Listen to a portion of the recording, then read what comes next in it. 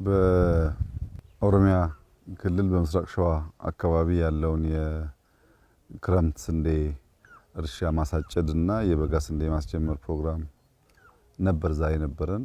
ዘንድሮ በሀገር ደረጃ ክረምት ወደ 4.5 ሚሊዮን ሄክታር የሚጠጋ የስንዴ እርሻ ታርሷል። በበጋም እንደዚሁ ይታሰባል። ከ8.5 እስከ 9 ሚሊዮን ሄክታር የሚጠጋ ስንዴ በዚህ አመት ይመረታል። አምና ከነበረን ምርት አንጻር በእጅጉ የበለጠ እንደሚሆን ይጠበቃል። ከስንዴ በተጨማሪ ሙዝ አይተናል፣ ፓፓያ አይተናል፣ አሳ ምርት አይተናል። እነዚህ ሁሉ በካርቦሃይድሬት እና በፕሮቲን እንዲሁም በፍሩቱ ያሉ ምግቦች ለጤናችን ገንዘብ እና ሀብት ለመጨመር በምግብ ራስ ለመቻል ሽጠን ለማትረፍ የሚያግዙ ጉዳዮች ናቸው። እንግዲህ ይሄ ጉዳይ እንዲሳካ በሀሳብና ፖሊሲ ብቻ ሳይሆን የገጠር ሽግግርን ለማረጋገጥ አንዱ ኢንትሪ ፖይንት ማሽን ማበራከት ነው። በሀገር ደረጃ ከ150 ሺህ በላይ ፓምፖች ባለፉት ጥቂት ዓመታት ገብተዋል። በ10 ሺህ የሚገመቱ ትራክተሮች ስራ ላይ ውለዋል። ወደ 1 ሺህ የሚጠጋ ኮምባይነር ስራ ላይ ውለዋል። አሁንም በበሬ የሚያርሱ አርሶ አደሮች ያሉ ቢሆንም ግን ማሽን የማበራከቱ ጉዳይ እየጨመረ መጥቷል። ከውጭ ማስገባት ብቻ ደግሞ ሳይሆን ፓምፕና ትራክተር በተወሰነ ደረጃ አሴምብል ማድረግም ተጀምሯል።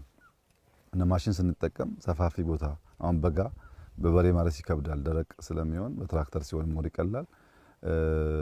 ከታረሰም በኋላ በእጅ መሰብሰብና በኮምባይነር አንድ አይደለም። ባጠረ ጊዜ ውስጥ ምርት ለመሰብሰብና የሚጠፉ ዌስት ለመቀነስ ያግዛል። ከፓፓያና ከሙዝ አንጻር ያየነው አዲስ ነገር ከዚህ ቀደም የነበረው ፓፓያ ግንዱ ረጅም ፍሩቱ ያነሱ ነበሩ። ይሄ አዲሱ ዝርያ አጠር ያለ ግን በጣም ፕሮዳክቲቪቲው ሃይ የሆነ ነው። ሙዙም ጣፋጭ ዝርያ ከእስራኤል የመጣ ዝርያ ነው። እነዚህን በምርምር እያሻሻሉ ከ1 ሄክታር የሚገኘው ምርት እያሳደጉ ተጨማሪ መሬቶች እያሰፉ በክላስተር የነበረውን ምርት እያሰፉ መሄድ የምግብ ሉዓላዊነት ለማረጋገጥ በእጅጉ ያግዛል።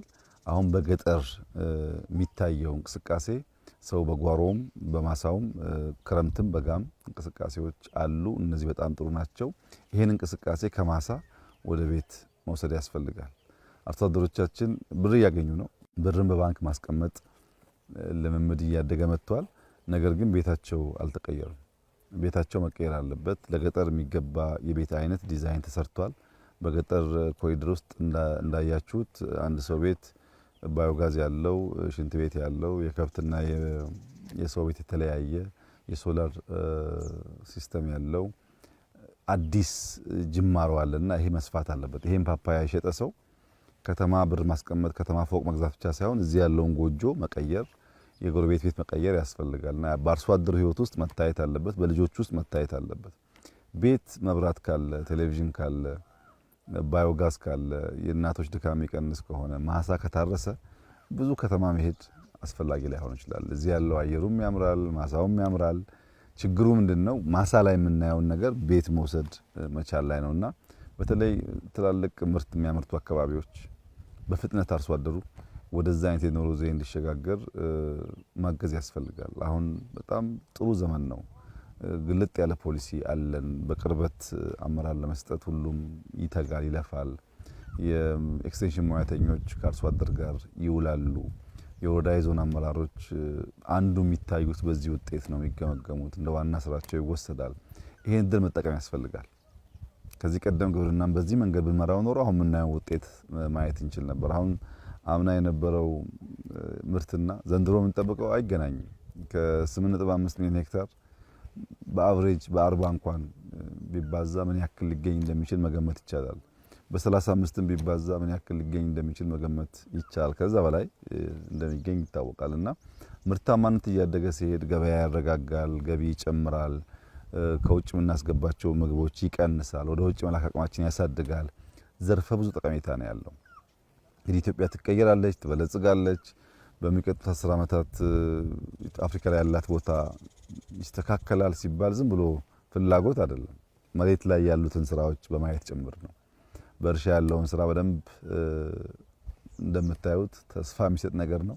ብዙ ስራ ይጠበቅብናል፣ ግን ጅማሮ አስደማሚ ነው። እንግዲህ ስለ 8 ሚሊዮን ሄክታር ስንዴ የምናወራው ከ3 4 5 ዓመት በፊት ያው የት እንደነበርን ይታወቃል። በማዕድን ዘርፍ ቢወሰድ በጣም ብዙ ተስፋ ሰጪ ነገሮች አሉ። ኢንዱስትሪው በከፍተኛ ደረጃ ሪስፖንድ እያደረገ ነው። እነዚህን አስተሳስረን ምርታማን ተሳደገን ሀብት ካገኘን በኋላ አርሶ አደሩ የሚጠቀምበትን መንገድ ካመቻቸን የኢትዮጵያን ብልጽግና የማየት የኢትዮጵያን ተለውጣ በአዲስ ቁመና የመታየቷ ጉዳይ ተስፋ ሰጪ ይሆናል። ዋናው ለኢትዮጵያውያን ማስተላለፍ የምንፈልገው መልእክት ሆሊስቲክ አፕሮች መከተላችን፣ ግብርናውን ሳንጥል፣ ኢንዱስትሪውን ሳንጥል፣ ማይኒንጉን ሳንጥል፣ ከተማውን ሳንጥል፣ ቴክኖሎጂውን ሳንጥል ሁሉንም በሚዛን ማስኬዳችን በተጨባጭ የፖሊሲ ትሩፋት እያመጣ ነው ያለው። በአንድ ጉዳይ አቴንሽን ሰጥቶ አንደኛው መተው ያ የተሰጠው ጉዳይ ሊያድግ ይችላል፣ የተለየው ደግሞ ይቀራል። የኛ አፕሮች እሱ አይደለም። ዋና ዋና ኮር ሴክተሮች ይዘን ሌላ ሴክተር ደግሞ እየተሰናሰለ እንዲወጣ እያደረግን ስለሆነ በገጠር የሚታየው ለውጥ በከተማ ይታያል፣ በኢንዱስትሪ የሚታየው ለውጥ በግብርና ይታያል፣ በማይኒንግ የሚታየው ለውጥ በቱሪዝም ይታያል። ሚዲያው የሚያስጨሆው ብዙዎች የሚነጋገሩበት ጉዳይ ፓፓያ ሊሆን ይችላል፣ ግን ሙዝም የተሰራ ነው። ሚዲያ የሚያስጨሆው ጉዳይ ቱሪዝም ሊሆን ይችላል፣ ግን ኢንዱስትሪም የተሰራ ነው። እና ተስፋ በብዙ አለ። እንበርታ፣ እንስራ። ለማይረቡ ወሬዎች ተላልፈን አንሰጥ። ካልባሌ ጉዳይ ወጥተን በስራ በትጋት ብቻ ውጤት ለማምጣት እንጣር። ያልሰራ አይብላ ነው የሚባለውና ካልደከምን የሚመጣ ነገር የለም። በስራ ብቻ የምንቀይረው ሀገራችን ማንም ይቀይርልን የለም። የምንቀይረው እኛ ነን። የምንቀይረው ደግሞ በልፋትና በስራ ነው። ያንን ነገር የጀመርን ይመስለኛል። እንግዲህ ይሄን ማስቀጠል ከቻል ውጤታማ እንደምንሆን ተስፋ አደርጋለሁ። ባየሁት ነገር ደስ ብሎኛል። እንበርታ፣ እንስራ ማለት እወዳለሁ። አመሰግናለሁ።